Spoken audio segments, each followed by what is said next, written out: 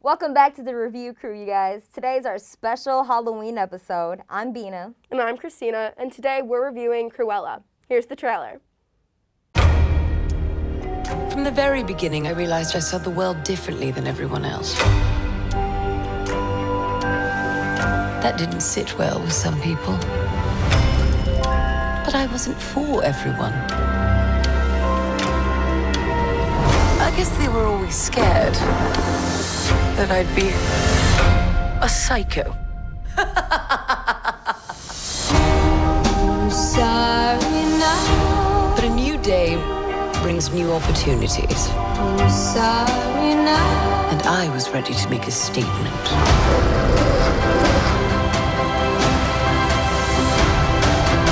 How does the saying go?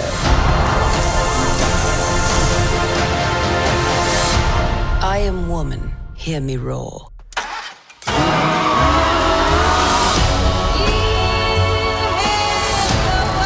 I'm just getting started, darling.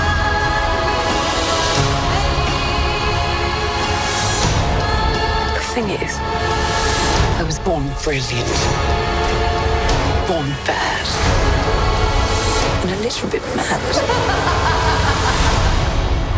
I'm glad that you're sorry. I'm Cruella.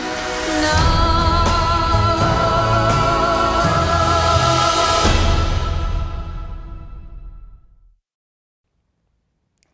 All right, so first off, we have to talk about the fashion and the costumes. Like, please agree with me that they were just out of this world. You know, killer. Yeah. I think that was probably the most standout thing for me. Like, above the characters, above the plot, was just the costume and design and all of it.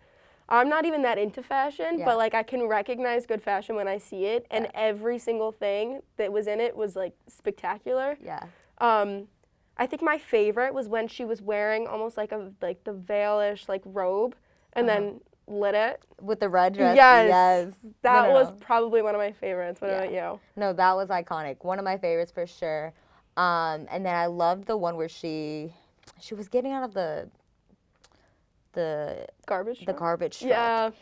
And it was just like a dress made full of newspapers. It was Yeah. iconic. Like, I love her. I Yup. love Cruella. I'm sorry, but also, like, that was the first thing that caught my eye when I first watched the trailer. Yes. The fashion. I was just like, this is crazy. Yeah, I've seen a lot of like clips on like other like media, and everything I've seen was about the clothes, and it was like that's what drew me in to watch it to begin with. Yeah. Was just the design of everything. I loved also the dress that she like imported the beads for the dress. Yeah. And everybody's in awe. All of a sudden, the next day, they're like moth, like eggs. It was flies yeah, flying out. fly. Yeah, it was Yes, crazy, and yeah. it like devoured every other dress in like I don't know. Right. Which So innovative. these are all major spoilers right now. Yeah, Crazy. yeah. But even besides Cruella itself, like the Baroness outfits, fabulous. Yeah. She doesn't even look old. You know what I mean? Yeah. Like, just fabulous. I love her. Very chic. How did you think about Emma Stone's performance as Cruella? Personally, I've only seen Emma Stone kind of play a humorous role in like movies, television, things like that. Easy A. Yes. Right? So I loved seeing her take on this different persona Yeah. and like really be truly evil and Yeah. like psychotic. Yeah. You know what I mean? So I thought it was very refreshing to see her in a completely different role. I thought she was perfect, honestly. She played the role very well.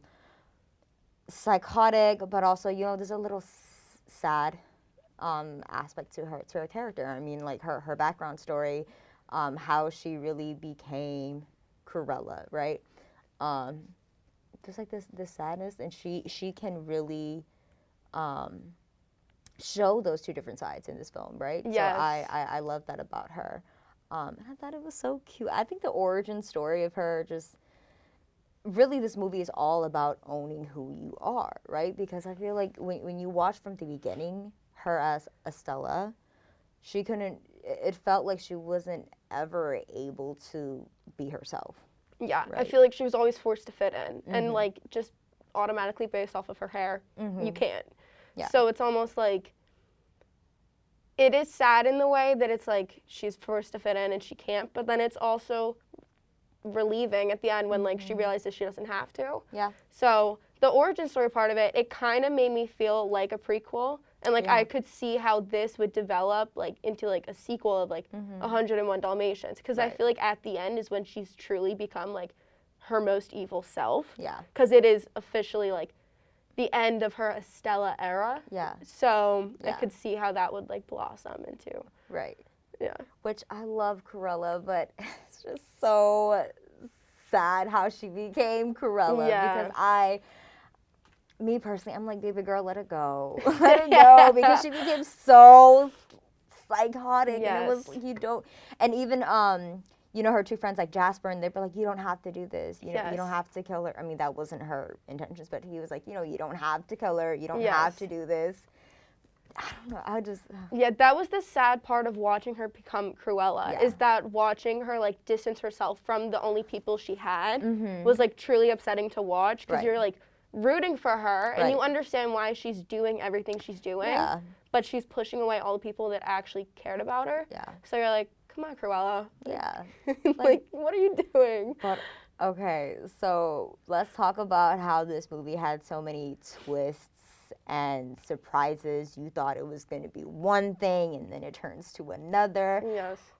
I thought it was clear that there was some connection to her mom, the Baroness or something. I thought that was her aunt, her grandma, something, right? Like, what were you thinking? I had no idea. You had no I idea? didn't think there was any like relation whatsoever other Yeah. than just like being in the fashion industry and being like a role model. I thought that that was the only relation Yeah. that would come from it.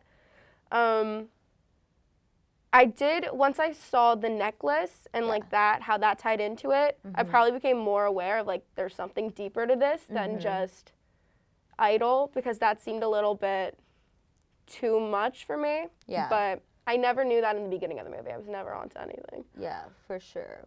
Well, we will definitely talk more about it. And after this break, we'll be right back.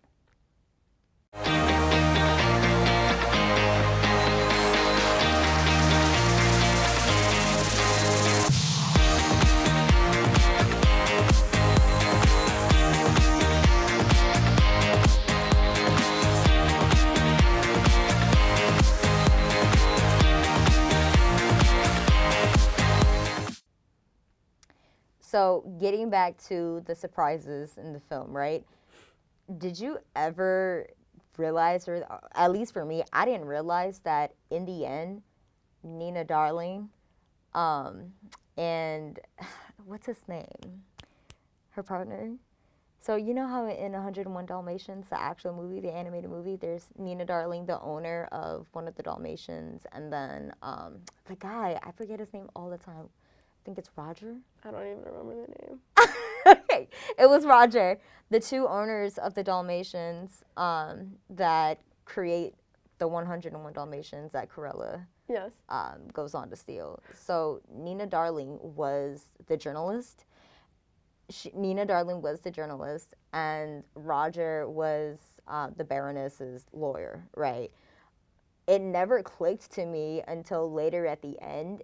It shows Cruella sending a Dalmatian to both of them. Do you remember that in the ending? No, this is just clicking for me now. Yeah, yeah. How she so she sends one Dalmatian to each, to Nina, the journalist, Yes. and Roger, the lawyer. And if you remember, like in the 101 Dalmatians movie, how they meet, they get together, their Dalmatians get together. It's all planned out, and I was like, no way. That is No way. crazy. Right? I did not even it realize comes full that. circle. Right, right. That's also why it could be a prequel. Because, exactly. I mean, that's the perfect segue. Exactly, exactly. So I was like, whoa, hold on. That's crazy. It didn't even click until that part. But besides that, so you know how Disney, of course, has made all of these live remakes, right? There's Cinderella, there's Mulan, there's Aladdin. What did you think? Like, how did you think Disney did on this? Personally, I think they did a really good job at taking it from the villain side. I feel like there's often a lot of live remakes of the princesses. Yeah. I don't really know many other villain stories that they've recreated or besides live Maleficent. action. They did Maleficent. Yes, besides right? Maleficent. Yeah. I think they did a really good job. Yeah. And I think, if anything, it's more of an eye catcher because, I mean, the princess stories, there's not much that you can do with that. Like Cruella, nobody really knows much about her, so I thought that was really innovative. Yeah, for sure. Just like Maleficent, it was just going back to the origin story and really learning who they are and how they came to be. And they added all their own twists. And also going back and showing the origin stories just kind of explains why things happened the way they did. Don't you agree? Exactly. Right. But I loved that Disney decided to do a live action remake for Cruella. It was top tier, I'd say. I would definitely agree. And I think I like how, you mentioned Nina and Roger, that was, Nina was probably one of my favorite characters. Yeah. Just because I thought, she was so silent but, deadly in a way, you know what I mean? All of this wouldn't be possible without her. Yeah. Which is, Nina, darling. Yeah. It was so perfect. Along with, I loved I don't even know if you could call it, a thrift store, but the thrift store owner. Yes! Who befriends Cruella. Yes. He was such an iconic character. Yes. And I was, taken so, aback by that. Yeah. I did not expect that whatsoever. I didn't expect there to be an alliance with them. I also loved Wink. Wink. Oh, my God. Wink was probably my favorite character out of everybody in there. Yeah. Wink was just, I don't know. He was my favorite. So based on that, don't you think it's interesting how they were able to tie just dogs into the film, right? Because we all know the 101 Dalmatians story, movie, whatever. But it's very interesting how they were able to tie in dogs in this film, right? Yes. Wink. And then how they made Dalmatians evil with the Baroness. The whistle. And, right. Yeah. And it was also shocking when, the Dalmatians are kind of vicious in a way. I did not. Is that actually true? I did not know. I did not know. I don't even think that's true. I think they're probably just trained by the Baroness to become evil. But I thought that was really clever. So I loved just how this movie had full circle moments. Definitely. With everything, right? Yes. I mean, her mom's death, and then how she put Estella to rest. Yeah.